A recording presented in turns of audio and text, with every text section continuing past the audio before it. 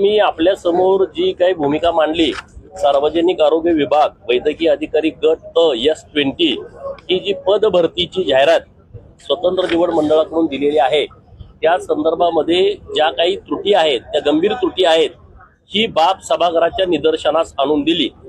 ओबीसीचे नेते माननीय छगन भुजबळ साहेब आणि आम्ही दोघंजण आंबेडकर साहेबांना भेटायला गेलो। ते विधान परिषदेमध्ये होते, त्यांची लक्षवेधी होती। भुजबळ साहेब आज विधान परिषदेमध्ये जाऊन त्यांनी त्यांच्या कानावरती ही बाब घातलेली आहे की चुकीच्या पद्धतीची अन्यायकारक जाहिरात ही दिलेली आहे। सभागृहामध्ये पण ही बाब निदर्शनास आणून दिलेली आहे की जाहिरात कशाच्या आधारे दिली, त्यांनी बिंदू नामावलीप्रमाणे रोस्टर तपासणी केली होती का? जर रोस्टर तपासणी केली असेल तर त्याचं निवेदन सविस्तर आमच्या समोर द्यावं। पण मी मागची पण जाहिरात काढली आहे, आता आम्ही सगळ्या जाहिराती शोधायला लागलोय।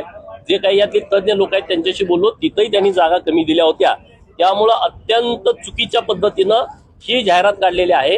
ही जाहिरात रद्द करून आरक्षण टक्केवारीनुसार तात्काळ सरकारनं जाहिरात द्यावी आणि या सर्व घटकावरती जो अन्याय करणारी ही जी जाहिरात काढलेली आहे ती दुरुस्त करावी अशी मागणी केली आहे।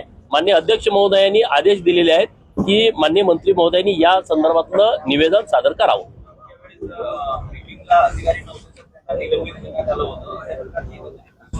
करायलाच पाहिजे ना, जे रोस्टर तपासणी करतात चुकीच्या पद्धतीनं। मला सांगावं आरोग्य मंत्री महोदयांनी, रोस्टर प्रमाणे ही भरती होते की नाही होत, याला बिंदू नामावली आहे की नाही, आणि असेल तर मग रोस्टर तपासला कोणी?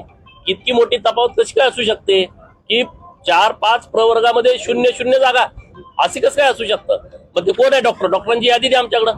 आता महाराष्ट्रामध्ये तुमच्याकडं शासकीय वैद्यकीय अधिकारी जे आहेत वर्ग 1 चे, त्यांची यादी द्या।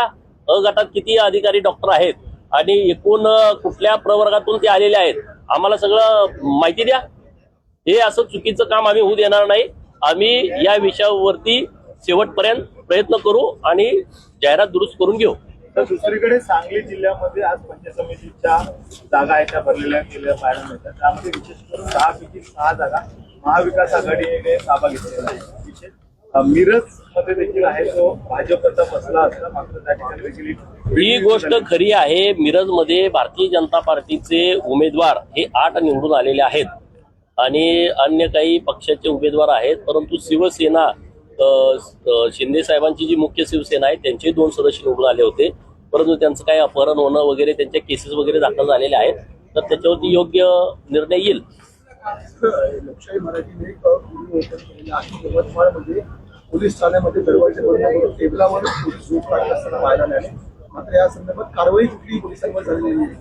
झोपला पोलीस रात्रभर जागा असेल, ड्युटी जास्त असते, आता काय झाले मला माहित नाही, पण त्यांना उगाच सस्पेंड करू नका। आपण त्यांची पण नीट माहिती घेतली पाहिजे, त्यांना नाईट ड्युटी होती का, कुठं होते, काय होते। नाईट ड्युटी असेल तर त्यांच्यावर कारवाई करता कामा नये, आणि नाईट ड्युटी जर नसेल तर मग ठीक आहे, मग कारवाई केली पाहिजे।